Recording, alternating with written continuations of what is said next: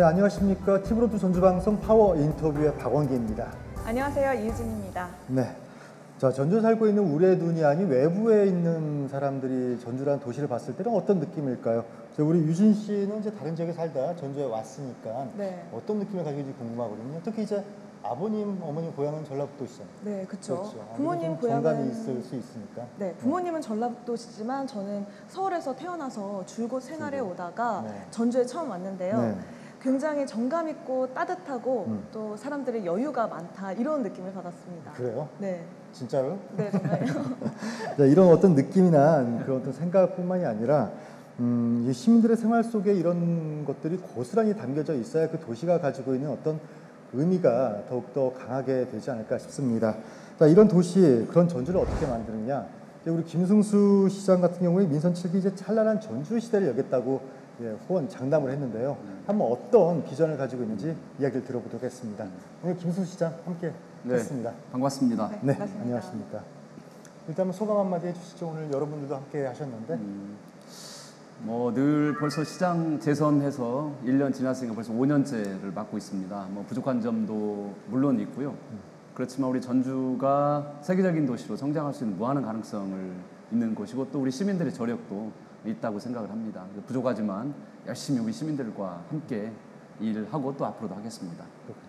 자, 오늘 일단 우리가 와 있는 이곳이 상당히 이제 전주의 명소가 됐어요. 그 영국 런던의 테이트 모던이라는 곳과도 상당히 흡사하다라는 느낌을 갖게 되었거든요. 지금 보니까 이 테이블에도 카세트 테이프이 밑에 이제 어떤 박제화돼 있다라는 느낌으로 레트로 감성이라고 하죠. 레트로 감성이라고 하나요? 돼 있는데 많이들 아시겠지만 우리 시장님께서 한 번 더 소개를 해주시죠. 전주의 큰 경쟁력 중에 하나가 낡은 것, 오래된 것. 이것은 버려야 될 게 아니고 없어져야 될 게 아니고 어찌 보면 우리 도시의 가장 큰 경쟁력 중에 하나입니다. 특히 전주는 그런 것 같습니다.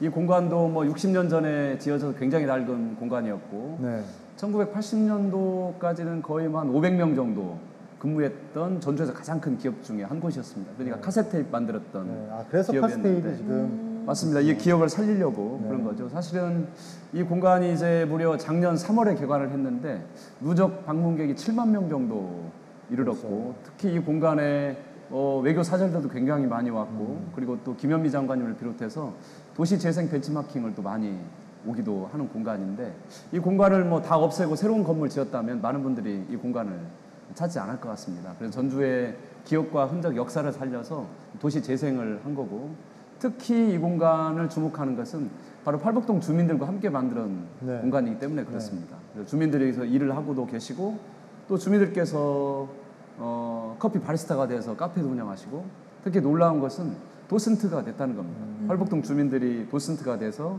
예술을 해설하는 이 공간이기 때문에 팔복동 주민들의 자부심도 굉장히 커가는 아주 좋은 공간입니다.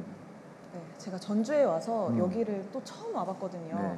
딱 와서 보니까 외관은 굉장히 허름한데 안에는 이렇게 따뜻하고 아늑하고 반전 매력이 있는 공간인 것 같아요. 이 공간은 카페뿐만이 아니고 또 이제 미술관도 있고 또 레지던시 공간이기 때문에 이제 예술가들이 여기 와서 예술을 실험하는 공간이기도 하고 그리고 바로 이 옆에 예술 놀이터를 저희가 만들고 있는데 올 8월 정도면 완공이 돼서 전주가 그동안에 공부 잘하는 교육도시에서 예술하는 도시로 큰 전환을 이루는 아주 거점 센터가 될 것으로 기대를 많이 하고 있습니다. 그러니까 어떤 이제 낙후된 공간에 그 문화와 예술이라는 어떤 영혼을 깃들어 놓았을 때는 그 가치가 또다시 변화할 수 있다라는 그런 어떤 부분인 것 같은데 조금 전에도 우리 시장님께서 말씀하셨지만 그 시민들 특히 이쪽 지역 주민들의 애정하고 관심도 상당히 클 것 같아요. 제가 이제 저번 초선할 때 취임해서 그러니까 5년 전에 이렇게 이제 제가 동을 돌면서 시민들과 대화가 있는데 여기 왔을 때 시민들께서 저에게 그 말씀을 하셨어요. 우리 팔복동은 전주 아니라고. 우리 팔복동은 전주에서 버려진 동네라고 그 말씀하셨고 시민들께 제가 이제 이 철길이 워낙 아름답기 때문에 이 공간을 해서 뭔가 좀 문화 공간을 만들겠다고 했을 때 시민들께서 되게 싫어하셨어요. 쉽지 않았죠. 네, 그리고 쓸데없이 이런 데다가 해놔서 무슨 의미가 있겠냐. 우리 체육관 하나 지어주라. 이런 말씀들을 많이 하셨는데 물론 이제 복지관도 하고 여러 가지 것들을 많이 하는데 그래서 고민이 되게 많았습니다. 그렇지만 이게 또 굉장히 중요한 우리의 자산이기 때문에 그리고 전국에 있는 이제 도시 재생의 최고 전문가 10여 분을 모셔서 전주 여러 곳을 투어를 했었는데 그 투어하면서 저희가 발견한 장소가 바로 이 공간이고, 이 공간은 뭐 이 팔복예술공장만 있는 게 아니고 방금 전에 말씀드린 예술 놀이터, 그리고 이제 바로 이 앞에 금학천이라는 아주 오래된 하천이죠. 저 하천도 굉장히 시민들이 싫어하죠. 냄새나고 마르고 그러니까. 또 근처에 예전에 연탄 공장도 있고 해서 맞습니다. 상당히 예. 그래서 저 하천도 전주천처럼 수달이 돌아올 정도로 네. 생태하천으로 바꾸기 위해서 현재 공사를 하고 있고, 그리고 또 저 기찻길은 주말까지 기차가 다니는 공간인데 금요일 오전까지만 기차를 다니고 오후부터는 개방을 해서 어쨌든 생태하천, 예술 기찻길, 예술 공장, 그리고 이제 예술 놀이터, 이 네 가지 프로젝트가 완성이 되면 전주의 이 팔복동은 한옥마을 못지않은 아주 유명한 공간이 될 것 같습니다. 봄이면 이팝나무가 맞습니다. 아주 또 절경을 이루어서 예. 사진 작가분들 오셔가지고 네. 많이 또 작품 사진 찍기도 하고 그러시거든요. 예, 그래서 여기는 뭐 굉장히 큰 가치를 가지고 있고 팔복동 주민들의 삶, 그리고 우리 전주 시민들의 삶을 바꿀 만한 굉장히 중요한 공간이기도 하고, 얼마 전에도 영국에서도 왔었죠. 학생들이 여기 보기 위해서. 그래서 많은 분들이 이곳을 오고 있고, 또 특히 외국인들이 보면 전주에 한옥마을도 있지만 팔복예술공장도 있다, 이렇게 굉장히 우리는 느끼지 못하지만 오히려 밖에서 보면 이 공간은 굉장히 좋은 공간, 또 전주를 대표하는 공간으로 성장을 하고 있습니다. 네, 원래 있던 공간의 모습을 잘 유지를 하면서 또 특색 있는 공간으로 많이 발전을 시키신 것 같아요.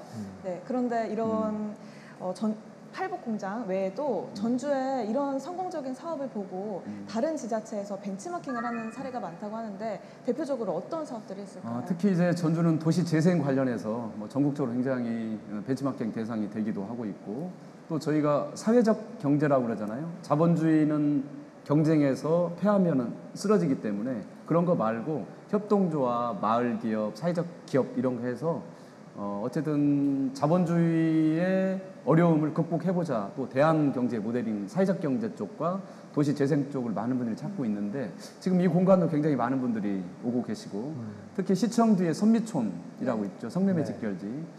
그 공간은 뭐 5년 전까지만 해도 굉장히 성매매가 횡했던 그런 공간인데, 이제 그 공간을 도시 재생 방식으로 해서 건물을 매입하고, 또 성매매했던 여성들이 우리 사이로 다시 돌아오는 기적 같은 일이 또 벌어지고 있는 공간이기도 하고, 그 공간에 이제 예술 공간도 들어가 있고 주민들의 활동 공간이 들어가면서 그동안에 성매매 직결지를 공권력, 행정력으로 아주 무자비하게 강제력을 동원해서 했던 그런 방식과는 달리 전주는 완전히 새로운 방식으로 저희가 재생을 하고 있는데, 그 공간도 굉장히 많은 분들이 오고 계시고, 또 특히 주민들의 힘으로 지금 가고 있는 서암예술마을 또한 많은 분들이 오고 맞아요. 계시고, 그리고 또 이제 영화거리 주변에 요즘에 갱리단길이라고 그러죠. 애칭 그러는데, 그 공간도 프랜차이즈를 제안을 하면서, 프랜차이즈가 들어오면 다 획일적인데 다른데 어느 곳이나 있는 것처럼, 그런데 그 공간 못 본 것 같아요. 예, 맞습니다. 그러다 보니까 세상에서 하나밖에 없는 카페들이 들어오다 보니까 그 공간도 아주 독특하게 성장을 하고 있어서 그런 많은 분들이 그래서 찾아오는 것 같습니다. 그러니까 이제 우리 사람이라는 게 그 환경의 영향에 아주 예민하게 받아들일 수밖에 없는 동물이잖아요. 네. 그 어떤 이제 시장님의 어떤 그 도시를 변화시키는 그 루트에 따라 시민들의 인식 또 생각이 바뀔 수밖에 없는데, 이제 이런 우리 시장님께서 도시 전주를 어떻게 바꿀 것인지 한번 그 시정 운영에 대해서도 여쭙고 싶거든요. 그 핵심 키워드가 어떻게 되시나요? 핵심 키워드는 4가지입니다. 첫 번째는 사람. 그러니까 저에게 전주를 어떤 도시로 만들고 싶냐, 비전이 뭐냐 하면 전주를 더 전주답게 만드는 거가 전주의 가장 앞으로 가야 될 길이라고 생각을 합니다. 이 아나운서님도 서울에 계셨으니까 전주라는 도시가 서울하고 똑같이 된다면 너무 없죠. 특색도 없고 매력도 없고 다시 보고 싶지 않는 도시가 되겠죠. 그런데 전주를 더 전주답게 만드는 4가지 요소가 있는데, 첫 번째는 전주 사람들, 두 번째는 문화, 생태, 그리고 사회적 경제, 이 4가지가 전주를 가장 전주답게 만드는 핵심 키워드이기도 하고 또 우리가 갈 방향입니다. 그러니까 이제 전주는 옛날에 전주 사람들, 지금 우리 전주 사람들, 앞으로 우리 아이들, 이 사람이 있는 거고, 문화는 눈에 보이는 문화가 있고, 이것은 눈에 보이는 문화잖아요. 재생할 수 있는 거고, 눈에 보이지 않는 기록, 역사, 흔적, 기억, 이런 또 분야가 있는 거고, 생태는 산을 아름답게 물을 무조건 깨끗이 하는 게 아니고 전주처럼 물을 깨끗하게 하니까 수달이 돌아왔잖아요. 우리 시민들이 요즘에 수달을 쉽게 보고 있는 그런 것처럼 이제 전주의 환경을 깨끗이 해서 그 안에서 살아가야 될 동식물들 이런 것들을 잘 복원해내는 도시, 이런 도시로 가는 게 전주가 집중하는 것입니다. 자, 우리 이유진 아나운서는 네. 우리 민선 7기 1호 결제 사업이 뭔지 아, 그럼 아세요? 알죠. 뭐예요? 네. 천만구로 조성 사업 아니겠습니까? 그래, 천만구로 네. 우리 뭐 정원 조성 사업인데 그 전주의 열섬화 현상 이거 뭐 10수년 전부터 상당히 많은 문제로 지적이 되어 왔고 네. 뭐 최근에 미세먼지는 뭐 국가적 재난으로까지 그렇죠. 특히 이제 전라북도 같은 경우는 또 피해가 또 상당히 커요. 맞습니다. 이런 상황에서 이런 사업들에 대한 상당한 그 시민들의 기대 네. 또 상당히 있을 것 같은데 네, 지금껏 기대가- 가전 그리고 네. 성과 어떻게 되고 있나요? 네.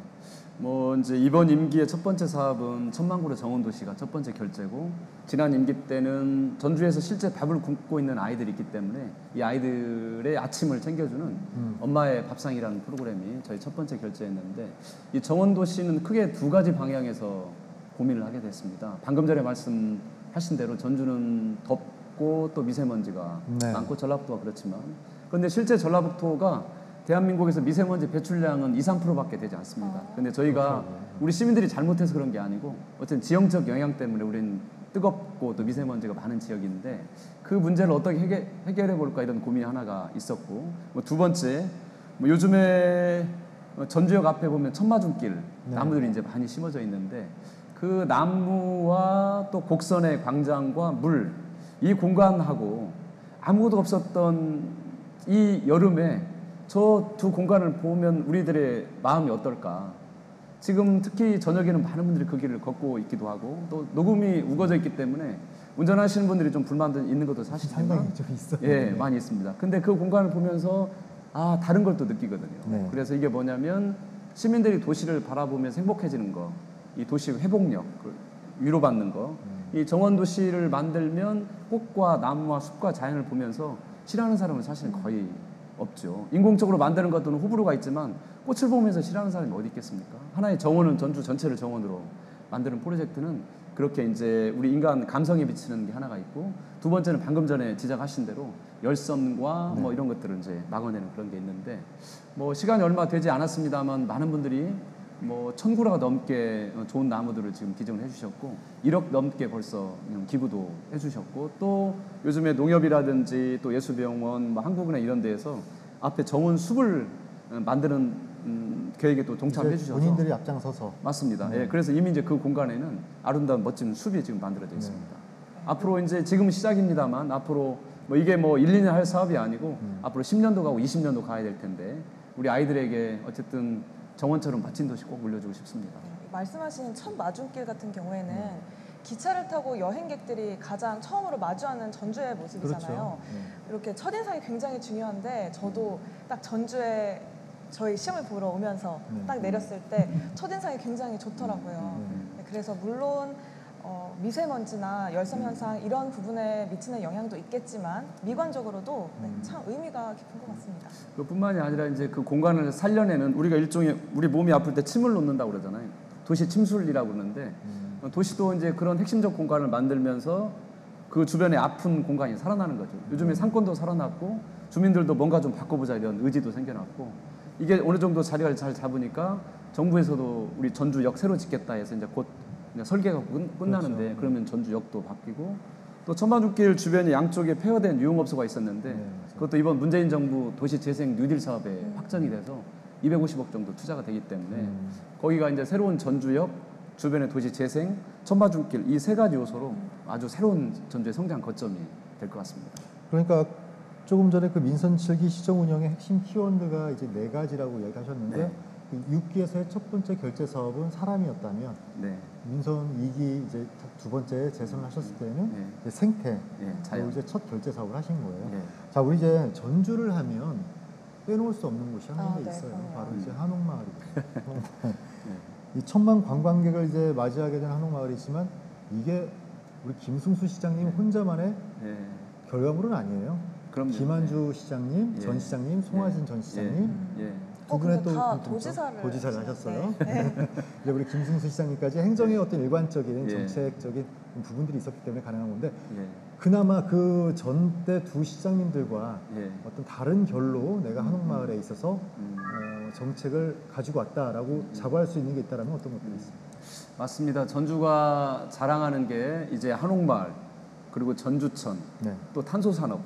우리 전주가 다른 지역이 하지 않는 것들을 먼저 했는데, 이것은 바로 전 시장님, 또 그 전 진장님, 그리고 또 우리 시민들의 마음, 전문가들의 마음을 모아서 한 길을 쭉 왔기 때문에 지금 네. 성과가 있다고 생각을 합니다. 전 시장님, 전 시장님이 너무 훌륭하게 한옥마을을 잘 가꿔주셨고요. 어찌 보면 저는 이제 열매를 따는, 제가 수확을 하는 그런 과정 중에 있는 것 같습니다. 이 자리를 빌어서 다시 한번 전 시장님, 그리고 시민단체 많은 분들께, 또 살고 계시는 주민들에게도 감사하다는 말씀 꼭 드리고 싶었습니다. 한옥마을은 사실은 이제 우리가 그동안에는 물리적인 것들은 거의 다 지금 투입을 많이 해서 그렇죠. 네. 이제 꽉 차 있는 형편이고, 오히려 약간은 좀 비원해 될 수밖에 없는 건데, 네. 한옥마을은 한옥마을 하나만 가지고 지속하는 거지 않고 그 주변과 함께 연계돼야 합니다. 그래야죠. 그래서 한옥마을이 7만 평인데 구도심 100만 평을 저희가 문화 재생을 하고 있는데, 이게 바로 구도심 문화심장터 100만 평 네. 플랜이라는 겁니다. 그러면서 이제 저희가 전라 가명도 복원하기도 하고, 요즘에 소위 객리단길이라고 말하는 객사 쪽 그쪽도 저희가 도시 재생을 하고 있고, 서학예술마을도 지금 하고 있고, 성매매 직결지도 하고 있고, 최근에는 완산칠봉에 이제 녹두관 동학국민혁명 역사공원도 저희가 그렇죠. 만들면서 그 범위를 점차 확대하고, 남부시장도 전에 이제 청년몰이 있었다면 제 임기 때 와서는 남부시장 야시장을 또 만들어서 바꿔가고 있기 때문에 한옥마을과 더불어서 구도심 전체를 바꾸는 일들을 지금 하고 있습니다. 네, 이렇게 세계적인 관광지가 되다 보니까요, 굉장히 많은 관광객들이 몰리면서 또 새로운 문제를 고민하실 것 같아요. 어떤 것들이 있나요? 이제 굳이 영어를 쓰면 안 되는데, 네. 다른 대체를 할 용어가 없기 때문에, 특히 요즘에 젠트리피케이션이라고 이야기를 많이 하잖아요. 관광객들이 많이 오고 이제 많은 분들이 몰리면서 그 가게 임대료가 올라가고 그걸로 쫓겨나는 현상, 바로 이건데, 한옥마을이 그 정점에 올랐다가 이제 약간 좀 굉장히 막 임대료가 폭증하다가 지금 이제 안정세로 좀 돌아서고 매매가 있고. 이루어지질 않으니까 맞습니다. 안정적으로 가더라고요. 예. 그래서 지금 빈 공간이 늘어나고 있는데, 이 빈 공간에 또 다른 상업시설이 들어가는 게 아니고, 이제 저희가 거기에 작은 박물관, 작은 미술관 이런 것들이 들어갈 수 있도록 지금 시에서 집중적으로 지원하는 걸 만들어서, 이미 예산이 저희가 지금 책정이 돼 있기 때문에 그런 문화적 공간으로 만들어가는 데 집중을 하려고 지금 현재 하고 있습니다.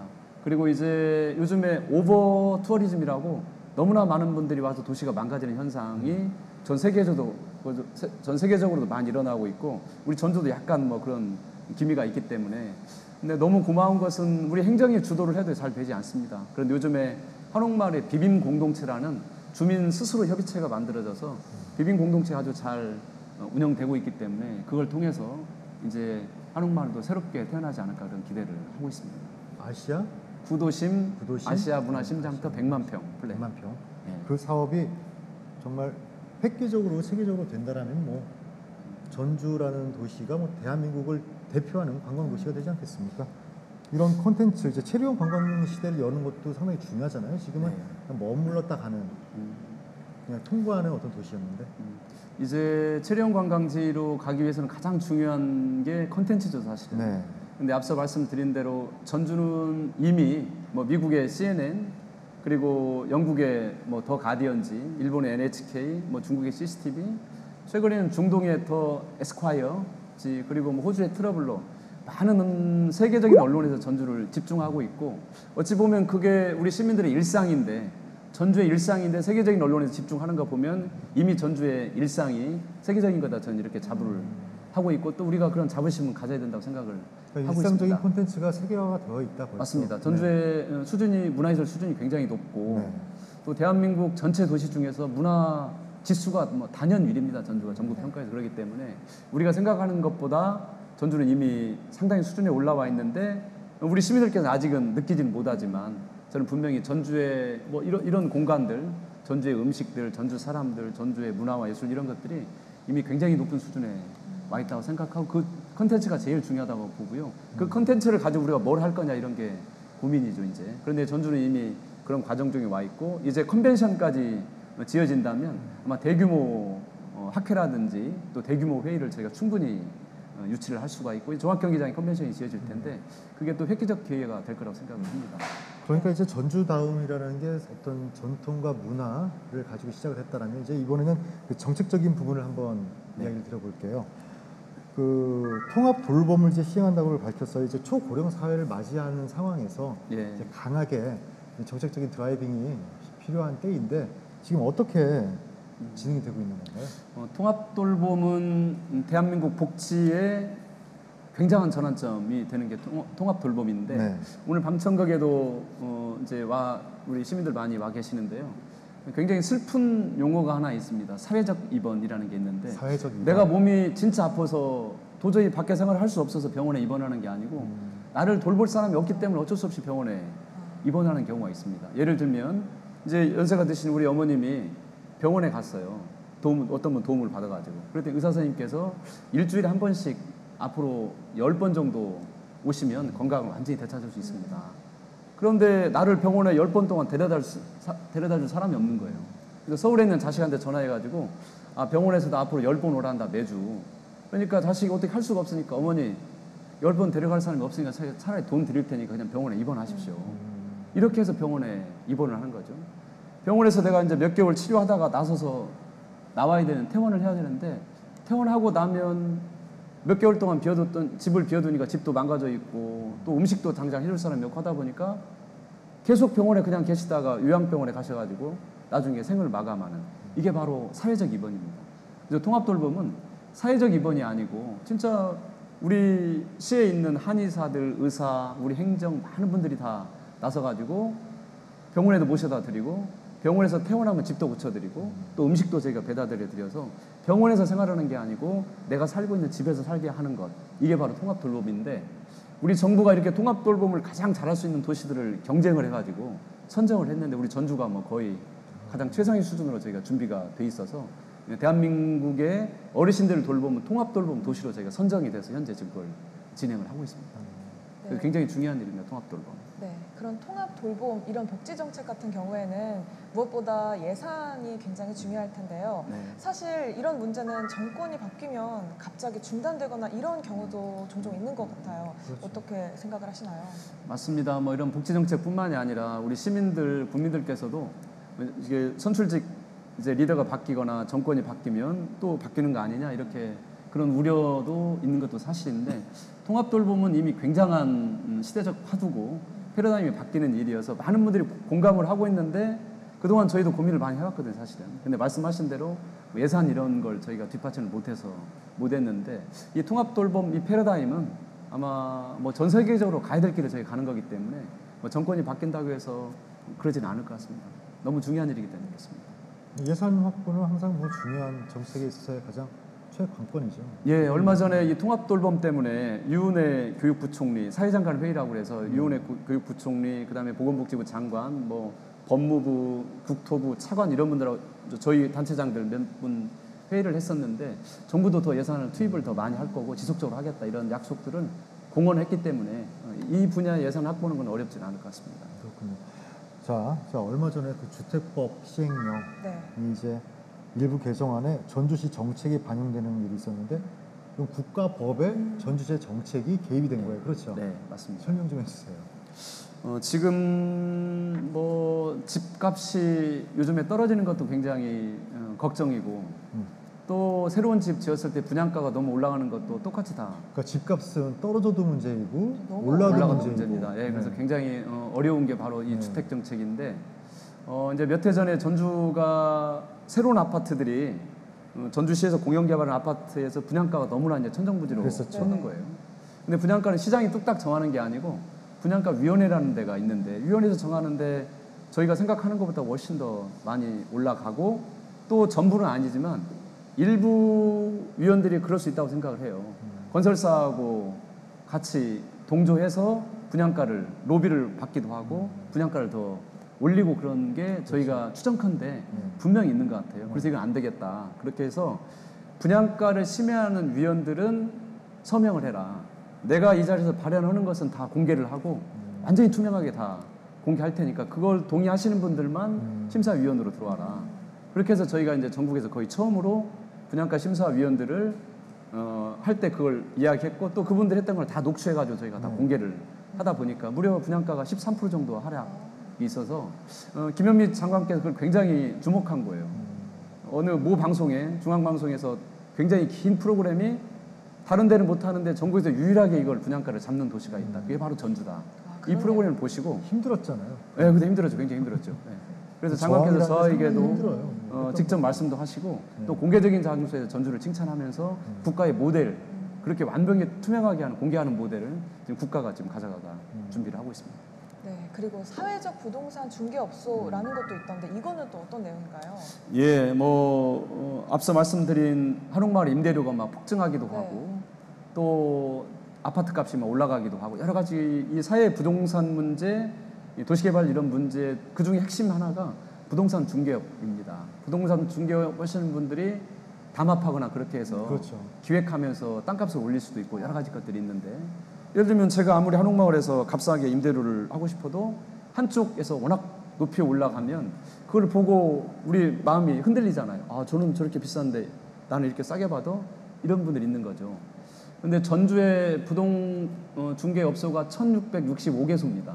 이 중에서 한 50개 업소 정도가 우리가 개인적 이득을 많이 취하는 것도 좋지만 우리 전주를 위해서 좀 착하게 한번 해보자.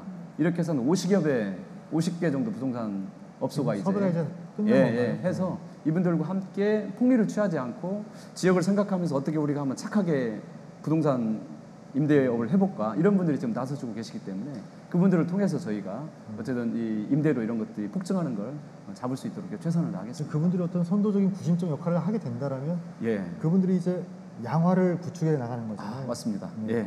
맞습니다. 그분들이 이제 그렇게 해주시면 사회적 분위기가 만들어지면 좀 크게 도움이 될 것 같습니다. 네, 다음 정책 내용으로 넘어가 보도록 하겠습니다. 저는 워낙에 전주하면 문화, 예술 이런 인상이 강하기 때문에 그런 걸 가장 강조하실 줄 알았는데 또 민선 측이 들어서는 아까 전에 그 4개 키워드에서도 말씀을 하셨지만 경제를 또 강조를 하고 계세요. 어떤 먹고 살아 문화예술도 가능한 거라. 어떤 지금 경제 문제는 뭐 강조하든 강조하지 않든 우리들 가장 중요한 문제입니다. 우리가 살아가는 근간이기 때문에 결국은 그래서 경제는 가장 중요한데 다행히 전주는 방금 전에 말씀하신 대로 관광 경제가 하나가 이제 있는 거고 이 관광 경제는 한옥마을이 7만 평인데 구도심 100만 평으로 크게 키워서 파이를 키워가고 또 컨벤션을 지어서 체류형 관광지, 컨벤션 산업도시로 만들어가는 게 하나가 있고요. 두 번째는 이제 조만간 스트리트 은행이라는 세계적인 금융기관이 있는데 여기는 이미 세계 100개국에 4만 명 정도의 종업원들이 있는 세계적인 은행인데 이 은행이 이제 전주지사를 전주에 들어오고 또 처음으로 국내 증권사에서 SK가 이제 곧 전주에 문을 열고 또 이제 멜론은행이 또 전주에 문을 여는데 이제 전주는 금융산업도시로 이제 저희가 진입을 한 겁니다. 지금 국민연금이 전주에 있기 때문에 두 번째는 금융산업도시로 키워가는 게 두 번째가 있고 세 번째는 전주는 그동안에 기업을 유치하고 싶어도 땅이 없었는데 이 팔보예술공장과 근접해 있는 바로 이 공간 옆에 드디어 이제 국가산업단지가 곧 첫 삽을 뜨게 되는데 기업을 유치하는 또 기업 유치가 있고 그리고 또 역시 혁신도시에 지금 농촌 관련된 세계 최고의 좋은 기관들이 와 있기 때문에 그 공간과 함께 농생명 산업을 키워가는 일들도 저희가 부지런히 해야 될 일들입니다. 그 농촌 이제 혁신도시 이야기를 하셔서 바로 그냥 연관지어서 질문드릴게요. 우리 시장님께서 성과 이런 것 중에 하나가 그 혁신도시 공공기관에 지역 인재를 채용할 수 있게끔 법제화를 시킨 거예요, 역시.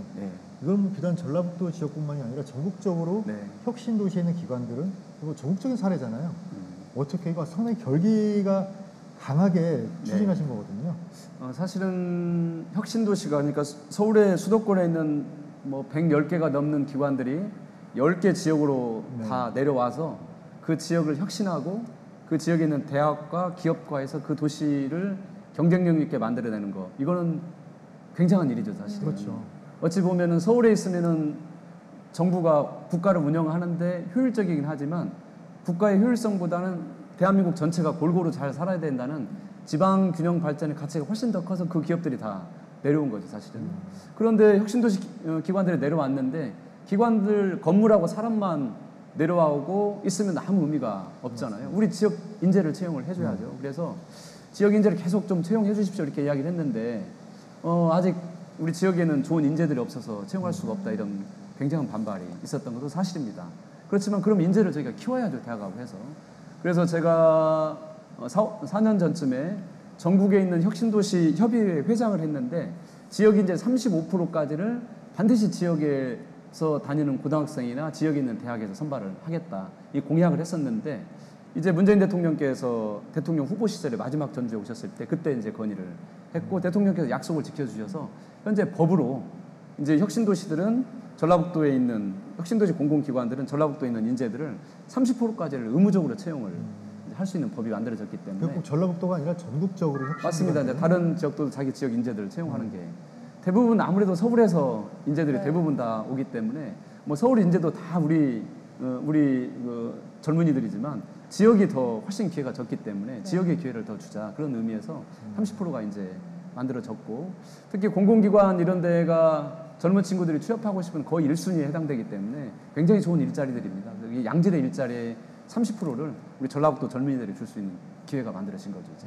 네, 이런 노력을 하고 있음에도 불구하고 사실 제가 청년의 입장으로서 말씀을 드리자면 제가 서울에서 거주를 하고 있을 때 주변에 전주뿐만 아니라 전국에 서울이나 수도권에 그런 양질의 일자리가 많다는 그런 생각을 가지고 있는 친구들이 굉장히 많아요. 그런 친구들에게 간단하게 한 말씀 해주신다면 어떻게 있을까요? 우선 대한민국의 정치인 한 사람으로서 너무 미안해요. 그것은 청년들에게 야, 누집 자식은 뭐 그렇게 어려워도 다 혼자 취업하고 그러더라 이렇게 말하시는 분도 계시지만 이 일자리는 국가의 큰 정책 속에서 일자리가 작은 일자리들은 그렇지만 많은 일자리들은 국가 정책적으로 만들어지는 거기 때문에 어쨌든 대한민국의 정치인 한 사람으로서 우리 청년들에게 너무 미안하다는 생각을 정말로 많이 하고 부끄럽고 그렇습니다. 그렇지만 어렵기 때문에 포기하는 것보다는 이제 우리가 희망을 가지고 조그만 빛이 보이더라도 최선을 다해서 우리 지역도 국가도 나서서 열심히 나서서 좋은 일자리 많이 만들 수 있도록 그렇게 하겠습니다. 네.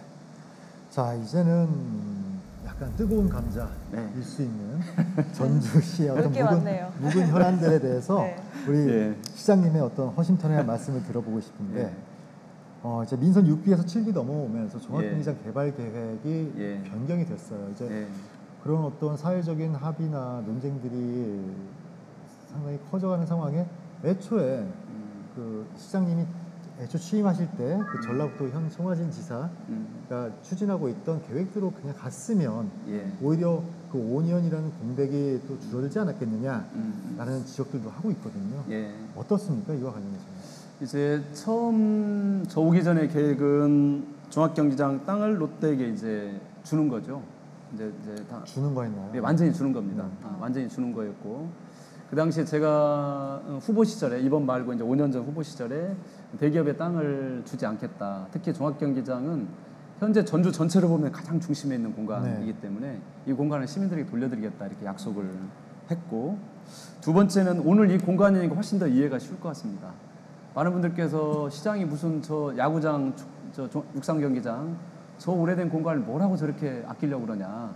그런데 바로 이런 방식으로 이 팔부개설공장 방식으로 그 건물을 저희가 재생하려고 하는 거기 때문에 건물을 지키겠다 두 번째 약속을 했고 세 번째는 지역 상권이 침탈되는 것을 막겠다 이 세 가지 약속을 했었는데 이제 보십시오. 만약에 롯데가 종합경기장 땅을 가져갔으면 백화점이라는 게 뭐 계속 되는 게 아니기 때문에 이 시간이 끝나면 추정컨대 그 공간에서 할 수 있는 가장 돈을 많이 벌 수 있는 게 바로 주상복과 아파트 짓는 겁니다. 분명히 저희가 추정컨대 공동주택이 아파트가 들어갈 것 같아요. 이후에는. 그렇지만 저희가 그 공간을 지켰기 때문에 이제 그러면서 전에는 다 주는 거였는데 이번은 어쨌든 전체 18% 정도를 원래 계획 다 주기로 했던 거에 3분의 1 정도를 이제 저희가 장기 임대 방식으로 가는 거기 때문에 땅도 지켜졌고 두 번째는 그 공간도 이렇게 멋진 공간으로 재생할 수 있는 기회가 저에게 온 거고 세 번째는 이제 원래 롯데가 들어오려고 했던 게 백화점과 쇼핑몰, 영화관인데 그 중에서 쇼핑몰이 빠지고 원래 계획에는 지금 현재 서신동에 있는 백화점도 폐쇄하는 게 아니고 존치였기 때문에 이번에는 서신동 백화점이 폐쇄가 되는 거기 때문에 원래 안보다는 상권 위축되는 것도 저희가 충분히 많이 충분치는 않지만 그래도 꽤 저희가 약화시켰다고 판단을 하고 있습니다. 그래서 제가 여러 차례 말씀을 드렸지만 이게 최고라고 생각하지는 않습니다. 원래 저희가 생각했던. 그렇지만 이 계약을 전주시가 롯데하고 취소할 수 있는 가능성이 거의 없기 때문에 그 가능성 그리고 지금 야구장과 종합경기장이 너무 낡아 있기 때문에 새롭게 지어야 되는데 이것은 사실 롯데하고 전주하고 싸움이 아니고 전라북도 도에서 롯데하고 법적 분쟁을 빨리 해결해라. 아니면 니네 경기장을 새로 못 짓다. 우리 정부도 또 롯데하고 해결하지 않으면 경기장을 못 짓다. 경기장은 예산이 크게 들어가기 때문에 전라도하고 중앙에서 일종의 허락을 해줘야 되거든요. 그러니까 우리 시장님께서는 전주시장으로 취임하셨을 때 롯데와의 분쟁 취소가 가능할 것이다라고 예상을 했던 그렇죠. 것이죠. 예. 그런데 그게 이게 안 되는 거구나 네, 라고 했기 예. 때문에 그렇다면 그 롯데에게 이 땅을 주는 것은 아니고 장기 임대 방식으로 일부. 해서 이 지역의 상권을 그 땅을 지켜냈다. 원래 주기로 했던 거에 약 한 3분의 1 정도를 임대를 해주고 전체 땅은 저희가 지키는 거죠. 지키는 걸로. 그렇다면 그게 가장 큰 다른 점이네요. 맞습니다. 그 이전의 어떤 정책과 현재 정책과. 그리고 경기장을 이제 이렇게 재생할 수 있는 건물을 재생할 수 있는 기회가 저에게는 온 거죠. 최근 어제까지 했나요? 그 점프라고 예. 그 락 콘서트를 하는데 거기 가서 보니까 또 아쉽더라고요. 이 건물이 종합경기장이 2, 3년 뒤에는 없어질 수도 있겠구나라는 생각을 하니까 그 말씀에 공감이 가더라고요. 시장님 말씀에.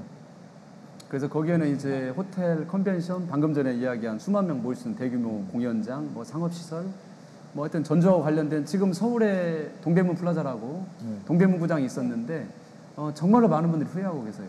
그 원래 동대문 구장을 잘 살려서 지었으면 좋았을 때 그걸 완전히 없애버리고 뭐 물론 세계적인 건축가가 설계를 한 거지만 어쨌든 그 흔적과 기억을 없애는 거에 대해서 굉장히 많은 후회들을 하고 있기 때문에 저 공간도 역시 이제 종합경기장을 잘 살려서 이 공간이 벌써 그렇게 하니까 작은 공간이겠지만 굉장히 많은 분들이 주목하는 공간이 됐잖아요. 그래서 우리 그 공간도 그렇게 꼭 만들어낼 수 있도록 하겠습니다. 네, 이렇게 쭉 이야기를 해주셨지만 또 반대하는 쪽의 목소리에서는 이 문제에 대한 공론화가 부족했다 이렇게 말씀을 하세요. 이거에 대해서는 어떻게 말씀하세요? 반대하는 시민들의 목소리도 굉장히 중요하다고 생각합니다. 또 그게 반대할 수 있어야 더 건강한 도시고 그 역시 저도 굉장히 겸손하게 잘 그 말 많이 듣고 있고요. 다만 공론화라는 게 이미 얼마 전에 이제 그 시민단체 반대 토론회 때도 거기 참석했던 교수님께서 사실 이 사업은 70% 정도가 시민들이 찬성하는 거다. 그러면서 이제 말씀을 하셨는데 이제 반대하는 목소리도 있고 또 찬성하는 또 많은 다수의 뭐 시민들도 계시는 게 사실입니다.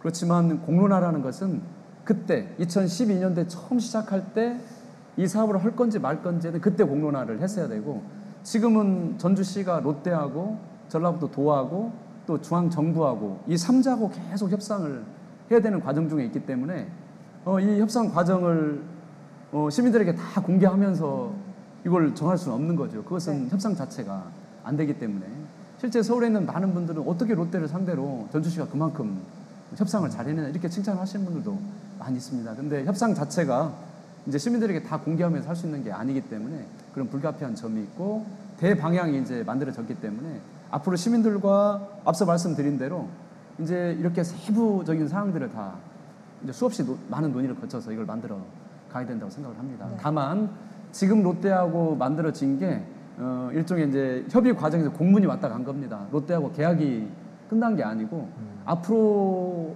이제 수많은 많은 협상을 이제는 이제 협상을 통해서 되든 안 되든 이거를 아주 자세한 상황까지 해서 이제 협상 과정이 앞으로도 많이 남아있고 그게 끝나야 계약이 되기 때문에 이게 롯데하고 전주시하고 최종 지금 다 끝난 게 아닙니다. 지난했고 지난할 것 같고. 그렇지만 또 찬반에 또 논쟁들이 많으니까. 그렇지만 이제 이게 찬반의 진행은 있지만 이미 이제 이번 기회를 통해서 월드컵 경기장 주변에 야구장과 전국 체제를 치를 수 있는 육상 종합 경기장들이 이미 그 절차는 진행이 되고 있고 특히 이제 이번에 저희가 시에서 예산을 마련해서 이제 100억 정도의 그 땅까지도 다 올해 다 저희가 곧 매입하기 때문에 이건 또 이거대로 잘 진행이 되는 겁니다. 조금 전에 이 문제를 해결해 나갈 때 시민들을 참여시키겠다고 하셨는데 그러면 어떻게 구체적으로 참여를 시키실 예정이신지? 저 공간은 이제 전문가들의 의견도 굉장히 중요하고 뭐 이 공간 할 때도 팔북동 주민들도 참여했지만 많은 전문가들이 이걸 어떻게 재생할까 이 고민을 했기 때문에 이제 전문가 참여단, 시민 참여단을 통해서 뭐 저희가 뭐 수십 번, 수백 번을 통해서 시민들 의견과 회의와 또 저희 공모사업을 통해서 시민들의 의견을 충분히 들여서 아마 저 종합경기장 아주 세계적인 전주를 대표하는 공간을 분명히 저는 만들 수 있을 거라고 시민 생각합니다. 의견 반영이 가장 중요할 것 같습니다. 그러니까 뭐 종합경기장 개발과 관련해서 롯데라는 어떤 대기업에게 전주시가 가지고 있는 소중한 자산을 빼앗기지 않겠다라는 게 우리 김순수 시장님의 기본적인 기저인 거잖아요. 네.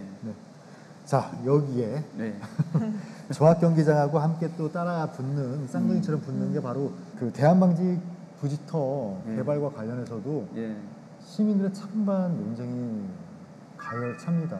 어떻게 이 지역은 또 어떻게 개발은 반드시 필요한 지역이거든요. 맞습니다. 어떤 방법으로든지. 우선 뭐 작은 기업이든 큰 기업이든 전주에 투자하겠다고 오시는 분들 너무나 고맙고 감사한 일입니다. 다만 이제 종합경기장 대한방직터는 어찌 보면 우리 도시에 이제 대한방직이라는 땅, 그 다음에 또 이 종합경기장 마지막 남은 내부 공간인 건 분명한 것 같아요. 그런데 이제 대한방직을 뭐 그대로 우리 시가 권한이 없이 그대로 개발하라 마라 할 수 있는 게 아니고 여기가 공업지역인데 지금 개발 계획에 따르면 상업지역으로 바꿔줘야 되기 때문에 공업지역이었던 땅을 상업지역으로 바꿔주면 엄청난 또 이 특혜가 개발 이득금 이런 게 발생하기 때문에 그걸 어떻게 이제 저희가 시민들을 위해서 최대한 시민 입장에서 저는 이걸 많이 끌어올 거냐 이런 문제가 하나가 있는 거고 개발 이득금을 돈을 많이 받는 것도 중요하지만 그거보다 더 중요한 게 전주라는 도시가 얼마나 지속 가능하게 잘 성장시킬 수 있을 거냐 이런 걸 담는 것도 굉장히 중요한 일이죠. 정체성을 이야기하시는 거죠? 네, 정체성이기도 하고 환경적으로 또 교통 또 최근에 그 주변에 있는 상권, 주거 이런데 종합적 영향을 아마 굉장히 많이 미칠 텐데 이게 충격을 줄이면서 어디 미래에 더 좋은 것도 얼마나 가져올 건지 이런 고민들이 있는 거고 많은 시민들께서 좀 빨리 좀 결론을 내주지 이런 말씀도 하십니다. 그렇지만 생각해보면 저희가 만약에 우리 집을 짓는다면 1억짜리, 2억짜리 집을 짓는다 하더라도 수년 걸리고 고민과 고민을 하고 많이 하는데 심지어 수조 원이 들어가는 저 막대한 개발 사업을 행정에서 뚝딱뚝딱 해서 우리 마음대로 할 수가 해서도 안 되고 그렇게 할 수도 없습니다. 그래서 저희도 굉장히 많이 숙고를 하고 있고 이 대한방직 부지야말로 시민들의 공론을 모아서 지혜를 모아서 해야 될 굉장히 중요한 일이라고 보고 어쨌든 좀 뭐 지금 날짜를 특정할 수는 없지만 뭐 시민 합의기구 이런 걸 통해서 아주 투명하고 전문가들 시민들께서 참여할 수 있도록 저희가 방향을 제시하고 업체에서도 시민적 사회적 합의를 받아들이겠다 이렇게 말씀을 하셨기 때문에 그런 과정들을 저희가 투명하고 아주 착실하게 진행을 할 계획입니다. 일부에서는 그게 사유지가 되어 있잖아요. 그 사유지인 곳을 공청회를 열어서 개발을 하겠다라는 것도 상당히 억지 춘향식이 아니냐 이런 지적도 해요, 솔직히. 그런 말씀도 많이 듣습니다. 그렇지만 앞서 말씀드린 대로 이미 거기가 상업지역이면 그 시설을 들어오는데 뭐 약간의 물론 시 도시계획위원회에서 뭐 저희가 그 의견을 주겠지만 공업지역에서 상업지역으로 바꿔가는 이 시에서 권한을 행사를 해야 되기 때문에 이 행사 이 권한 차이가 어마어마한 막대한 이 지가 상승 특혜가 있을 수 있기 때문에 그래서 시는 시민들과 의견을 특혜 부분이 있을 수 있기 때문에 충분히 시민들의 그렇습니다. 공청이 필요하다라고. 뭐 이제 공청이라는 게 법적이든 법적이지 않든 어쨌든 법적인 걸 무조건 해야 되겠지만 그게 법이 아니다고 하더라도 워낙 중요한 공간이기 때문에 또 업체가 사회적 합의를 받아들이겠다고 이미 이야기했기 때문에 그런 과정들을 잘 거쳐가야 된다고 생각합니다. 그렇죠. 뭐 애초에 투명하게 시비의 거리가 없게 만드는 게 가장 중요한 거 아니겠습니까?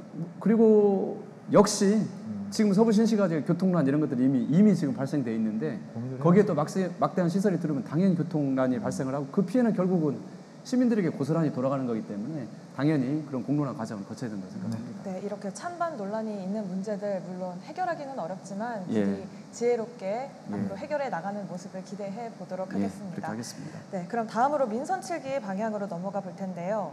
지역마다 굉장히 차이가 많이 나는 게 바로 교육입니다. 그런데 이 전주에는 굉장히 특별한 학교가 있죠. 한번 들으면 잊히지 않는 이름인데요. 야호 학교. 이 어떤 학교인가요? 이제 저도 이제 아이가 있습니다. 아이가 있는데 우리 아이들 보면 그 초등학교 전에 유치원 이 시기 때 아이들이 어떤 활동을 했냐, 어떤 시간을 보냈냐가 굉장히 중요한 것 같아요.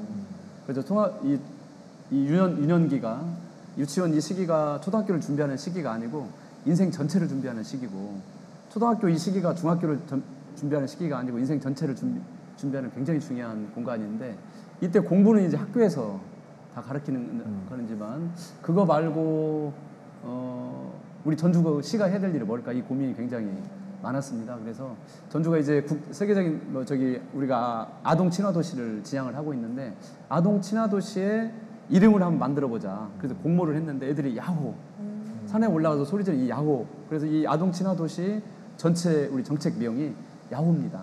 아이들이 지은 건데 최근에 그 부서도 하나 신설이 된 걸로 맞습니다. 알고 있어요. 이제 공부는 학교에서 가르치지만 우리 아이들이 놀 수 있는 공간을 만들고 놀 수 있는 도시를 만들어 가는 게 중요한 일인데 이게 바로 놀이터만 만드는 부서가 있는 게 저희가 전국에서 유일합니다. 그래서 놀이터 만드는 과를 만들었고 그래서 이제 몇 년 전부터 생태 놀이터라고 그래서 숲에서 아이들이 놀게 하는 생태 놀이터.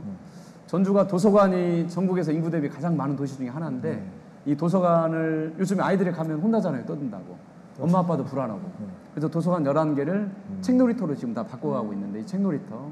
세 번째는 이제 전주가 공부 잘하는 교육도시이기도 하지만 예술이 있는 예술교육도시를 바꾸는 거. 바로 이 팔복예술공장과 서학예술마을이 예술교육의 센터인데 이제 예술놀이터가 8월달에 완공이 되면 예술교육으로 저희가 전환을 하게 되는데 이 야호 놀이터 그러니까 생태 놀이터, 도서관 놀이터, 예술 놀이터가 있고요. 야호 학교는 덴마크의 애프터스콜레라고 중학교를 끝나면 아이들이 1년 동안 쉽니다. 좋네요. 예, 네. 그러면서 인생학교라고 그러는 건데 중학교 마치고 고민을 해요. 이제 내가 고등학교를 들어가서 바로 사회로 진출할 건지 아니면 고등학교 마치고 대학에 가서 공부를 더 할 건지 이런 고민을 하게 되는 중요한 시기가 있는데 우리는 그런 게 없는 거죠. 네. 그래서 전주시도 덴마크처럼 그렇게 할 수는 없지만 우리 아이들에게 고민하고 놀면서 생각할 수 있는 시간을 주자. 그렇게 해서 야호 학교라는 걸 주말반을 만들어서 계속 실험을 했는데 이게 아주 잘 돼서 이제 인우동 아중리 쪽에 야호 학교 건물이 올 연말쯤 들어서게 되는데 이게 이제 아이들이 창의형, 자기 주도형으로 학습해가는 굉장히 중요한 야호 학교라는 게 이제 만들어졌어요. 근데 저도 이제 아이를 키우는 부모 입장으로서 머리로 된다고 봐야 되나 가슴으로 된다고 봐야 되나 그렇게 하고 싶은데 당장 오늘부터 아이가 이제 방학을 했어요. 영어 학원을 보내기로 결정을 해서 그렇게 하고 있는데 힘들겠어요. 우리 시장님께서는 그런 어떤 마음을 가지고 계셨을 때 갈등이 또 있을지 않았을까 싶어요. 부모로서의 또 결정이 그런 것들이 쉽지 않을 것 같은데. 그럼 아이들이 지금 몇 살이죠? 저는 이제 고3 나이 아이인데 대학교 1학년 아이가 한 명 있고요. 그리고 이제 고1 딸, 또 초등학교 5학년 아들 이렇게 나이가 셋인데 지금 아까 말씀드린 이 야호 플랜이 놀이터 3가지 야호 학교 있는데 5번째가 부모 교육입니다. 부모 교육. 저도 생각해보면 아이 낳았을 때 제가 생물학적 부모지 저도 똑같이 애기예요. 내가 아이들의 멘토로서 아이들을 훈육할 수 있는 교육을 우리는 받아본 적이 거의 없어서 사실은 애만 낳은 엄마 아빠지 우리도 사실은 엄마 아빠로서 우리도 애기거든요 사실은. 부모 교육이 정말 그래서 부모 교육이 정말 중요합니다. 근데 저도 이제 역시 이 세상이라는 이 망망대해에 뜬 아주 조그마한 배라는 부모라는 배가 있는데 이 부모라는 배 안에 아이들이 타고 있는데 이 부모가 흔들리면 아이들이 흔들리거든요. 제가 우리 아이가 이제 고1 이제 지금 고3 나이인데 대학교 1학년이 됐는데 이 아이가 이제 고등학교 들어가서 몇 개월 지나더니 아빠 저 자퇴하고 싶어요. 어느 날 그러더라고요. 그래서 근데 놀랬죠 사실은. 겉으로 표시는 못 냈지만 뭐 하고 싶은데 그랬더니 농사 짓고 싶다고. 그래서 진짜 너에게 다시 한번 생각해봐. 아빠는 너의 결정을 존중하는데 진짜 자퇴하고 농사 지을 건지. 그랬더니 얼마 뒤에 또 자퇴하고 싶다고 그러더라고요. 그래서 자퇴해라. 그렇게 해서 이제 아이가 자퇴를 해서 농사를 이제 여기저기 다니면서 농사를 짓기 시작했죠. 그러면서 이제 이제 뭐 농사 짓다가 또 생각해 보니까 농업도 기술이 참 필요한 거구나. 그러면서 이 친구가 이제 그러면 그러니까 검정고시 봐가지고 농업 관련된 학교를 들어가겠다고. 그렇게 해서 이제 검정고시 시험을 봐서 이제 얼마 전에 농업과 관련된 대학에 들어가게 됐는데 사실은 아이 앞에서 아이가 자퇴한다고 할 때 내가 진짜 이걸 내가 어떻게 대답을 해줘야지. 표정은 아빠가 웃고 있지만 진짜 부모로서 얼마나 중요한 결정이에요. 고1짜리 아이가 자퇴하고 싶다고 이 결정을 해야 되는 건데 아빠가 그 답변을 해줘야 되는데 그러면서 굉장히 떨리고 두렵고 그러죠 사실은. 그래서 부모 교육이 굉장히 중요한 것 같고 저도 뭐 제가 뭐 좋은 아빠 잘하는 아빠는 아닌 것 같습니다. 분명히. 그런 것 같아요. 저도 이렇게 아빠로서 교육을 받아본 적이 거의 없고 또 많이 부족한 것 같습니다. 부모도 부모가 처음이니까 교육이 그렇죠. 필요하다 이런 말씀. 애기를 낳으니까 엄마 아빠라는 이야기를 아이들이 하는 거지. 네. 실제 부모로서의 역할로서의 그것은 우리도 애기죠. 애를 낳은 직후는 바로 사실. 네, 근데 특히나 요즘에는 그 정해진 길만 보고 쭉 달려나가다가 나중에 공허함을 느끼는 친구들이 굉장히 많아서 어렸을 때부터 뭘 잘하는지, 뭐에 관심 있는지 그런 부분을 적극적으로 장려를 해주는 것도 굉장히 중요하다는 생각이 듭니다. 맞아요. 네, 다음 내용으로 네, 넘어갈까요? 다음으로 이제 넘어갈게요. 우리 전주 미래 먹거리 이제 수소 탄소라고 이야기를 하는데 굉장히 중요하죠. 지금 뭐 환경 문제도 그렇기도 하고 이제 수소 산업을 선정하시게 된 이유가 있을 것 같아요. 수소는 뭐 어느 날 뚝딱 나온 게 아니고 이제 전주시와 완주군이 수소 중심 경제 도시로 가자 이렇게 의지를 저희가 가지고 있고 그것은 이미 토대가 꽤 닦아져 있습니다. 완주군에는 수소를 생산해 내는 화학 케미칼이라는 그런 기업이 있고 또 수소를 담기 위한 이걸 담는 용기를 만드는 그런 일진 복합 소재도 있고 또 수소와 관련된 연구 기관도 있고 또 결국은 수소가 만들어지면 용기 이런 것들은 강도가 있는 탄소로 만들어야 되는데 전주는 또 탄소가 있기 때문에 그래서 저희가 이제 수소 경제 또 현대 자동차가 수소차를 만들고 있기 때문에 수소 경제 산업 수소 경제로 가는 굉장히 중요한 기반들이 있어서 이 기반을 잘 살려서 우리 정부가 이제 수소 산업 가겠다고 기치를 내 걸었는데 가장 앞서서 우리 전주 완주 함께 또 우리 전라북도와 함께 큰 먹거리 미래 먹거리를 만들어 가려고 현재 준비를 하고 있습니다. 네, 이 수소 탄소 조금 관련이 있다고 하셨지만 원래 기존에는 탄소 산업을 굉장히 주력해 오면서 관련된 기업들이 많이 들어와 있는 걸로 알고 있는데 이 기업들은 그러면 어떻게 될까요? 지금 아직은 이제 탄소 산업 역시 지금 전 시장님 또 전 시장님께서 열심히 많이 잘 준비를 해주셔서 제가 또 이어받고 있는데 이런 게 있는 것 같아요. 시민들께서 아직은 수소 관련된 일자 이런 걸 더 좀 만들어내야지 아직은 뭐 굉장히 목마른 상황이죠. 그렇지만 요즘에 이제 일본하고 여러 가지 갈등이 생기면서 또 탄소 소재는 우리 국가를 책임져야 되는 굉장히 중요한 의제로 떠올랐고 그걸 가장 앞서서 우리 전주가 하고 있는데 효성이 이제 대규모 투자를 했고 앞으로 또 아마 더 대규모 투자를 할 텐데 효성을 중심으로 한 이제 기업 군들이 이제 들어올 가능성이 굉장히 많고 또 탄소 관련해서는 대한민국 최고의 우리 전주에 수소 이제 탄소 융합 기술원이 전주에 있기 때문에 이 기관을 통해서 일자리를 충분히 만들어낼 수 있다고 생각을 하고 있고요. 또 이제 비행기나 자동차를 만들어내는 아주 가장 높은 수준의 탄소 섬유도 있지만 요즘에 또 낚시 산업, 낚시 인구가 엄청나게 늘었기 때문에 엄청 늘었어요. 낚시대 역시 이 탄소, 배드민턴 이런 것도 다 탄소 섬유로 이루어지기 때문에 그쪽도 또 제가 생활 레저 스포츠 분야도 진출할 수 있는 기회나 전망이 밝다고 볼 수 있겠습니다. 자 이제 뭐 수소 탄소도 있고 또 전자민 드론이 있어요. 네, 그 드론 축구라는 게 있더라고요. 굉장히 생소한데 이게 뭘까요? 드론 축구. 혹시 드론 공을 한번 줘보실래요? 감사합니다. 이거가 이제 드론 축구 공입니다. 축구 공인데 이게 이제 조정을 하게 되면 이 공이 이제 떠오르게 되는 건데 이제 규정된 드론 축구장이라는 게 있고 양쪽에 선수들이 5분이 있고 그 선수들 앞에 이제 공이 5개가 자기가 조종하는 공이 5개가 있는 거죠.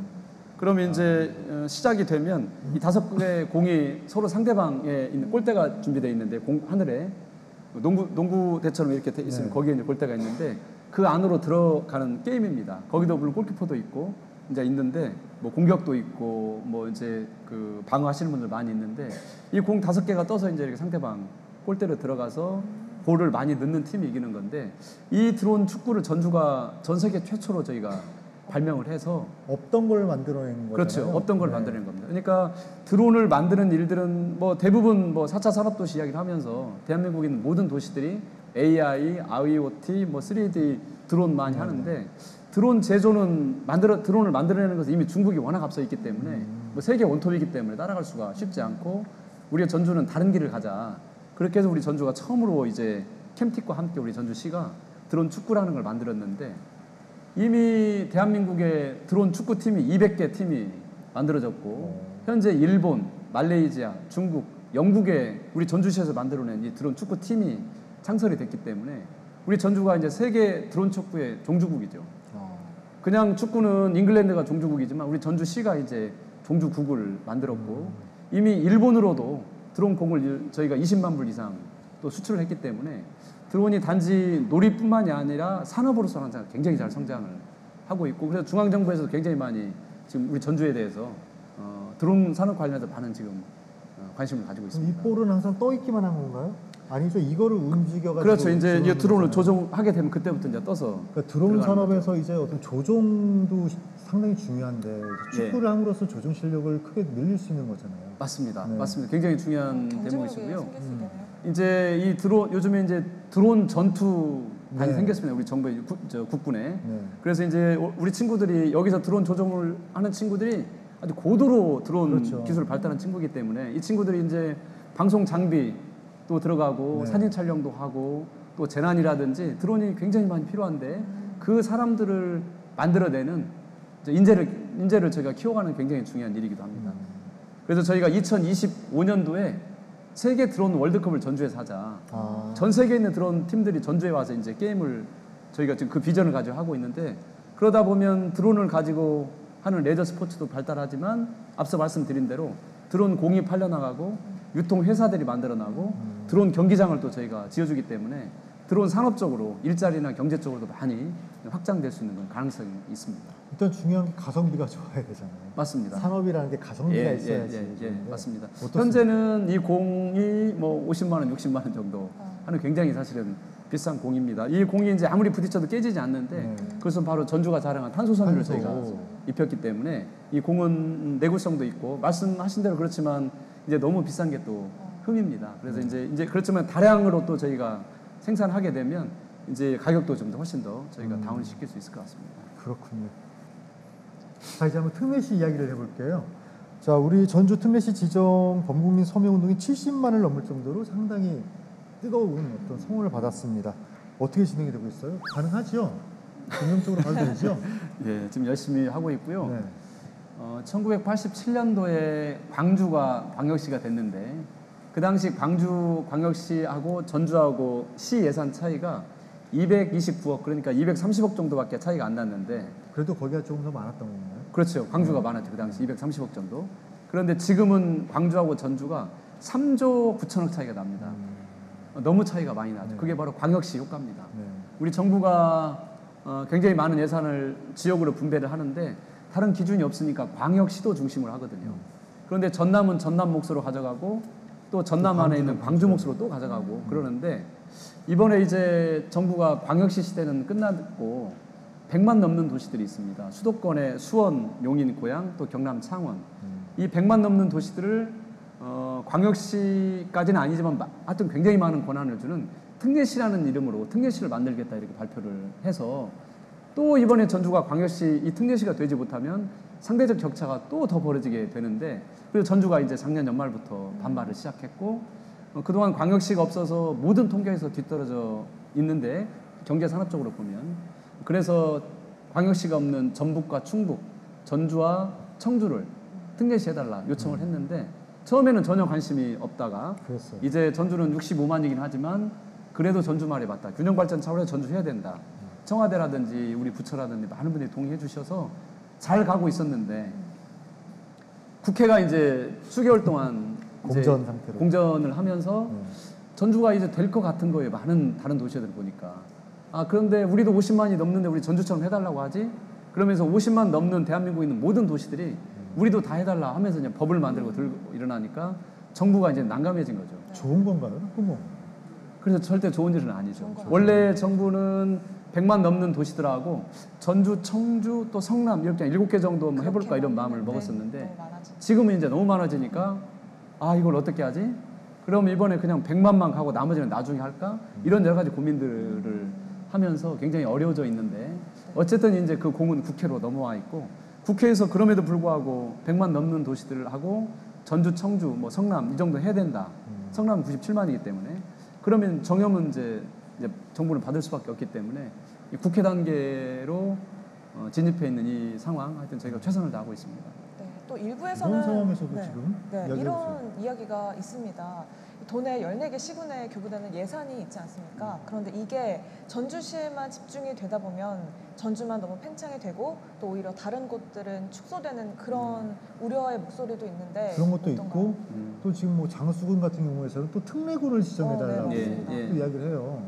예, 그 말씀도 충분히 이해합니다. 이제 이런 것 같아요.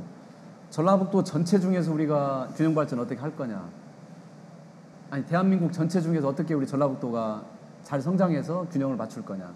또 우리 전라북도 내에서 14개 시군을 또 어떻게 균형을 맞출 거냐? 그건 두 가지 측면이 있는 것 같아요. 근데 전주 특례시는 대한민국 전체 중에서 전라북도 어떻게 성장할 거냐를 만드는 거기 때문에 전라북도에서 어떻게 성장할 거냐는 또 다른 문제라고 생각이 됩니다. 그런데 고마운 일이죠. 전주가 사실은 옆에 있는 인근 시군에서 전주로 흡수되는 거에 대한 그런 두려움이 굉장히 있고 일부 또 그런 게 있기도 합니다. 그렇지만 전라북도가 워낙 절박하기 때문에 전라북도 축도 있지만 전주 특례시 축으로 성장해야 되는 그런 갈급한 마음이 있기 때문에 우리 파이를 늘린다는 측면에서 그래서 전라북도 도의회 또 14개 시군의 시군의회 또 시장 군수님들까지 나서셔가지고 전주 특례시 해야 된다 이런 주장을 지금 제가 해주게 된 개인적으로 겁니다. 생각할 때 그 주변 도시의 흡수를 반대하는 거는 지역 주민들이 아니라 예. 거기 정치하시는 분들이 하시는 거라고 저는 그렇게 봐요. 네. 그분들이 그렇게 하시는 거지 뭐 전주도 주변 도시 뭐 어디라고 특정하지 않겠지만 흡수해서 광역시화하고 또 거기에 맞게 나름의 어떤 가게를 끌어 나간다면 예. 좋지 않겠습니까? 예. 저는 그거를 여기서 단정 짓고 싶네요. 예. 네. 다음 차례로 가죠. 예. 네. 시민소통, 시민이 시장이다. 시민 여러분이 직접 묻고 답하는 시간입니다. 그런데 정말 아무거나 물어봐도 되나요? 뭐 저는 상관없지만 예. 네. 우리 시장님께서 괜찮습니다. 무엇이든 또 괜찮습니다. 마음의 준비를 단단히 하고 오셨을 거니까 네. 네. 네, 괜찮다고 하시니까요. 네. 그러면 본격적으로 시작을 해보겠습니다. 네, 어느 분이 먼저 질문하실까요? 네. 네. 그 완산구 선호동동에 살고 있는 이금석이라고 하는데요. 네. 반갑습니다. 반갑습니다. 네. 그 시장님께서 전주 시민들을 위해서 많은 노력을 하고 계시는데, 예. 그 저는 이제 중소기업을 하고 있다 보니까 예. 전주시에 있는 중소상공인들을 위해서 어떤 노력을 하고 계시는지 네. 좀 말씀을 부탁드리겠습니다. 예. 이제 전주라는 도시가 대기업을 뚝딱 유치해가지고 일자리를 만들어내는 것도 굉장히 중요한 일이기도 하지만 이제 사실은 우리 정부도 그렇고 많은 분들이 대기업 중심보다는 중소기업, 강소기업 중심으로 이동을 해야 된다 이렇게 동의를 하고 있고 전주도 그런 과정 중에 있습니다. 그래서 저희가 중소기업 과라는 걸 처음으로 저희가 만들어서 우리 일상적인 중소기업들이 강소기업으로 갈 수 있도록 저희도 최선을 다 하고 있고 특히 중소기업들이 우리 대한민국 내부에서 이제 내수가 적으니까 수출하는 데 좀 집중을 해달라 이런 말씀들도 많이 해주셔서 몇 년 전보다는 물론 수출 예산을 20배 저희가 늘리기도 하고 중소기업을 지원하는 중소기업 성장 디딤돌 되는 그런 정책들도 좀 하고 있고 또 중소상인들 그러니까 1년에 연 매출이 1억 이하인 그 분들은 카드 수수료도 굉장히 그분들이 어찌 보면 중요한 일이어서 저희가 이제 카드 수수료를 대폭 지원하는 정책들도 하고 있는데 그것도 7월 말 현재 한 900개 업소 정도가 신청을 해서 어쨌든 카드 수수료 문제도 저희가 해결하려고 지금 노력을 하고 있습니다. 그렇지만 어쨌든 전주가 특히 이제 중소기업도 그렇지만 중소 음식점이라든지 이런 데가 또 인구 대비 가장 많은 지역이기도 합니다. 그래서 우리 자체적으로 해결하는 문제도 있지만 어쨌든 이 숙박, 음식 또 그다음에 뭐 택시, 버스 이런 것들이 하려면 전주로 많은 분들이 오셔서 체류가 돼야 이 문제를 해결될 수 있는 거기 때문에 체류형 관광지로 바꿔가는 일들도 저희가 부단히 할 수 있도록 하겠습니다. 또 다른 분 질문. 네. 안녕하세요. 효자동에 살고 있는 강현님이고요. 저도 교육에 관심이 많은데 아까 야호 학교라는 그 말씀에 좀 귀가 쫑긋했는데요. 야호 학교에 가서 청소년들을 보시면 역시 아버지 마음 같으실 것 같아요. 그래서 아이들에 대한 교육관이 궁금합니다. 앞서 말씀드린 대로 이제 저희는 아이들 의사를 굉장히 존중하는 편이고 뭐 아이들 학원을 억지로 보내본 적은 없고 애들이 배우고 싶다고 그러면 가고 아니면 뭐 안 가고 싶다면 안 가고 앞서 말씀드린 대로 학교도 이제 뭐 그렇지만 아이들에는 신뢰는 있는 거죠. 애가 그냥 뭐 놀려고 자퇴하려고 그런 게 아니라 지가 하고 싶은 일이 분명히 있을 거다. 이 아이를 또 신뢰하기 때문에 아빠가 믿어주는 거죠, 사실은. 그래서 그렇지만 한쪽 마음은 어떤 부모나 다 똑같이 한쪽 마음속에는 아프기도 하고 두렵기도 하고 떨리기도 합니다. 아이들이 표시는 못하지만. 그래서 저희 교육과는 아이들의 의사를 존중해주고 아이들을 신뢰해주는 것, 이게 이제 제가 아이들을 바라보는 제 교육관이라면 그렇게 할 수 있을 것 같습니다. 꼭 본받도록 하겠습니다. 아닙니다. 네, 영어학원. 그건 아닙니다. 다음 분 또. 안녕하세요. 반갑습니다. 정화산동의 이일순입니다. 시장님 아드님이 학교를 자퇴했을 때 부모로서 믿고 기다려 주셔야 마땅한데 그 기다리시는 동안에 불안하지는 않으셨는지요? 근데 사실은 이제 오늘 뭐 원래 여기 나올 때 아이 이야기를 해야겠다 생각하고 나온 건 아니에요. 그랬는데 이제 어떻게 이야기가 나와서 교육에 이렇게 관심이 많으세요. 예, 시민들이. 이제 그랬는데 근데 또 이 아이가 지금은 그렇지만 또 나중에 이제 커서 어떻게 성장할지 이제 그건 사실 어렵죠, 되게. 굉장히 어렵고 떨리고 이제 뭐 그렇습니다. 그래서 하여튼 아이들 문제는 우리 부모들의 가장 큰 과제인 것 같아요. 누구마다. 아마 이런 고민들은 저희만 하는 게 아니고 수천 년 전부터 모든 부모들이 다 그렇게 고민을 했을 것 같습니다. 자, 우리 시민분들 인터뷰 잘 네. 뭐 질문을 잘 들어봤습니다. 더 많이 해주실 줄 알았는데 뭐 간단하게 세 분만 하셔가지고 조금 우리 시장님께서 섭섭하신 것 같긴 한데 자, 일단 우리 시장님께서 책 좋아하시죠? 예, 책 읽는 도시 전주가 지금 표방이 되고 있어요. 예, 예. 어떻습니까? 이제 그런 것 같아요. 한 도시가 성장하는 것은 아까 산업적 측면도 있지만 인문학을 통해서 성장하는 것도 굉장히 중요한 일이기도 하고 또 저희가 예술교육, 예술놀이터 하는 것도 아이들의 감성을 키우면 창의력이 굉장히 늘어나기 때문에 독서 또한 창의력이 굉장히 늘어나는 중요한 근원이기도 하고 또 독서를 하면서 시민들이 행복해지는 일도 굉장히 중요한 일이죠, 사실은. 그리고 전주가 큰 도서관, 작은 도서관 굉장히 도서관도 많을 뿐더러 전주는 독서대전을 3년 전에 치르면서 독서대전을 가장 성공적으로 치른 도시이기도 합니다.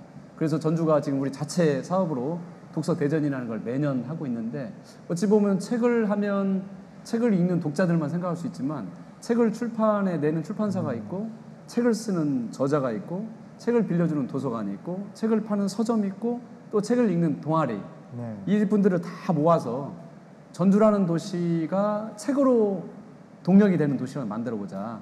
그렇게 해서 이제 저희가 막 진행을 하고 있는데 이게 지금 꽤 잘 진행이 되고 있어서 시장님께서 처음 취임하신 이후에 전주에 그 책 읽는 동아리들이 상당히 많이 생겼어요.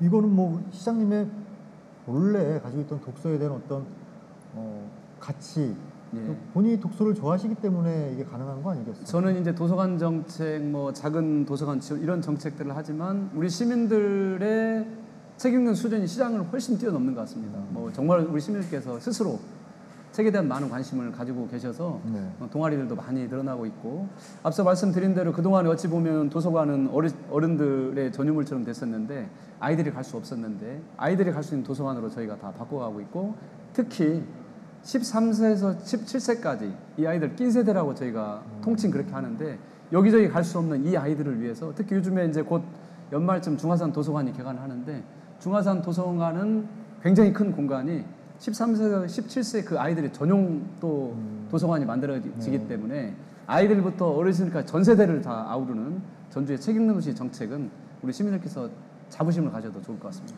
그 전주에 어느 때부터인지 그 조그마한 동네 서점들도 많이 생기고 있고 특히 인문학 전문 서점들도 생겨 있고 그 예전에 그 홍기서림 쪽 골목으로 가면 동문 책방거리라고 지금은 이제 음식점들로 많이 바뀌었는데 이런 어떤 전주시의 도서관 관련 정책, 책 독서 정책이 다시 이 영광을 재현할 수 있었으면 좋겠거든요.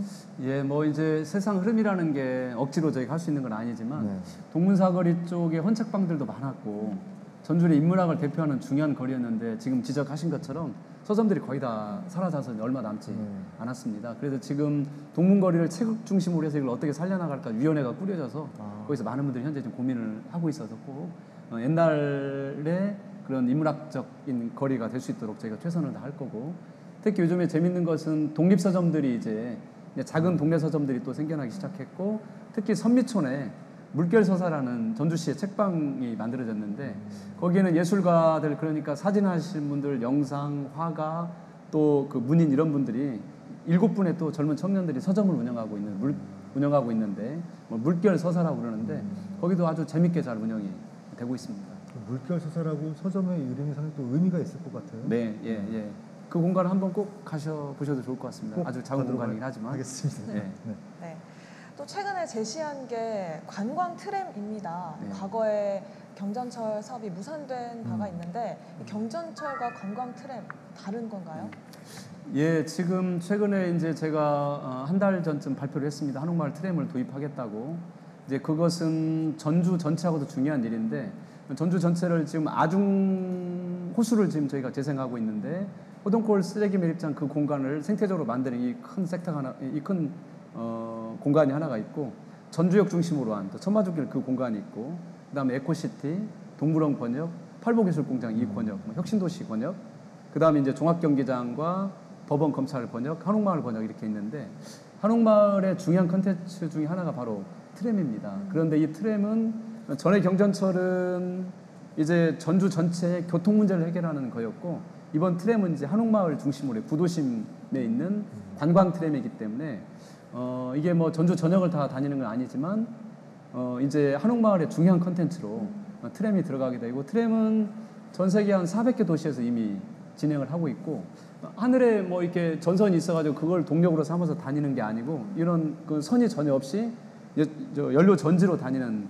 아주 친환경 트램이기 때문에 경관도 아름답고, 우리 대한민국 철도 연구원이 이 선이 없는 트램은 아주 세계적인 기술을 가지고 있는데, 그 첫 번째 데뷔작이 아마 한옥마을 트램으로 될 텐데, 이미 이제 철도 연구원에서 전주 트램을 어떻게 할 건지 연구 용역에 들어갔기 때문에, 연구 용역이 끝나면 빠르면 3년 안에도 한옥마을에 아주 멋진 트램을 볼 수 있을 것 같습니다. 이렇게 말씀을 들어보니까 굉장히 무가선 트램이면은 미관적으로도 괜찮을 것 같고요. 그렇죠. 또 친환경적이라고 하니까 굉장히 좋을 것 같은데, 또 현실적인 문제로 비용을 또 생각을 안 할 수 없는데. 그런데 이제 이거는 지하철은 한 1km 하는데 한 2천억 정도 들어가나요? 굉장히 많이 들어가고, 보통 도시에 이제 도로 4차선 도로 하나 1km 만드는데도 한 400억 정도 이렇게 소요가 되는데, 이 트램 1km는 뭐 한 50억에서 60억 정도면 됩니다. 왜냐하면은 트램이 땅을 파거나 그런 게 아니고 노면에다가 이제 그 궤도만 놓으면 되는 거기 때문에, 그래서 비용이 훨씬 더 저렴하고, 전에 경전철은 건설 비용도 비쌀 뿐더러 시내를 다니면 대중교통 요금만 받을 수밖에 없는데, 법으로. 그런데 이거는 이제 관광 트램이기 때문에 한옥마을에 오시는 외지 관광객들은 저희가 뭐 10,000원, 15,000원 이렇게 받을 수 있기 때문에 경제적으로도 충분히 저희가 아주 좋은 모델을 만들 수 있을 것 같습니다. 10,000원, 15,000원 받으면 바가지 씌운다고 뭐라고 하지 않겠습니까? 근데 아마 특히 뭐 저희가 해외 나가보면 뭐 리스본 뭐 이런 데 가보면, 해외 나가면 트램이 굉장히 아름다운데, 특히 우리나라가 조선시대 때 그 트램 이걸 들여왔었는데, 그 당시에는 쇠 당나귀라고 그랬어요. 쇠로 된 당나귀가 다닌다고 그래가지고 아시아에서 두 번째로 저희가. 그게 트램이었나요? 네, 그 당시에 이제 트램. 물론 이제 그때는 무가선 트램은 아니고 이제 뭐 그때는 전선이 있었죠. 그래서 아시아에서 두 번째로 들여올 만큼 굉장히 저희가 어찌 보면 이 철도, 이 트램 쪽에도 대한민국 역사가 있는 거죠. 그러네요. 근데 그걸 한번 우리 전주에 구현하고 싶다는 철도 연구원의 아주 강력한 의지도 있고 해서 저희가 뭐 잘 한번 만들어 보겠습니다. 네, 기대해 보겠습니다. 예. 네. 자, 지금까지 뭐 예. 길면 길고 짧은 시간 여러 이야기를 나눠 주셨어요. 이제 끝으로 우리 시민들에게 마지막으로 한 말씀 부탁드릴게요. 앞서 말씀드린 대로 우리의 일상 때문에 해외 언론들이 뭐 전주를 되게 집중하고 있고, 최근에는 그 아주 유력한 해외 통신사에서 우리 전주시가 슬로시티의 세계 최고상을 받았습니다. 최고상을 받았는데 그걸 인터뷰하겠다고 이제 연락이 이제 왔는데, 그런 것 같아요. 우리는 잘 모르잖아요. 우리 전주라는 도시가 어떤지. 그렇지만 아주 잘하는 점도 되게 많이 있는 도시여서 그런 걸 가지고 또 우리가 자부심도 가져가고 그렇지만 부족한 것들도 솔직하게 인정을 해서 부족한 것들을 잘 채워나가는 그런 일도 굉장히 중요한 일인 것 같습니다. 그렇지만 그런 과정에서 저희가 이제 또 여러 가지 의견을 내는 건 중요하기도 하지만 또 우리가 마음을 다 모아서 우리 전주라는 도시가 어느 방향으로 큰 흐름으로 가는 것, 시민들의 마음을 다 모아주는 일들도 분명히 중요한 일인 것 같습니다. 앞서 말씀드린 것들을 한마디로 요약을 하면 우리 전주 시민들 어느 도시에 가든 어느 나라에 가든 가장 자랑스러운 한마디가 내가 좋은 옷, 좋은 차를 타고 와서 또 내 집이 좋아서 그런 게 아니고 전주 시민이라는 것이 가장 자랑스러운 도시. 저 전주에서 왔습니다. 저 전주 시민입니다. 이렇게 자랑스러운 도시가 될 수 있도록 함께 노력했으면 좋겠습니다. 네, 오늘 이 시간 전주시 김승수 시장과 함께했습니다. 네, 할 말은 하고 또 할 일도 하는 시장, 또 좋은 도시가 무엇인지 또 살고 싶은 도시가 어떤 곳인지 늘 고민하는 시장, 그리고 전주의 품격, 의대의 품격을 늘 가지고 계시는 시장 기대하도록 하겠습니다. 네, 무엇보다 시민들이 먼저 지지하고 인정할 수 있는 그런 정책들 펼쳐주시길 기대하면서요. 티브로드 전주방송 파워 인터뷰 오늘 이 시간은 여기서 모두 마치겠습니다. 네, 함께해 주신 여러분 고맙습니다. 네, 감사합니다. 고맙습니다.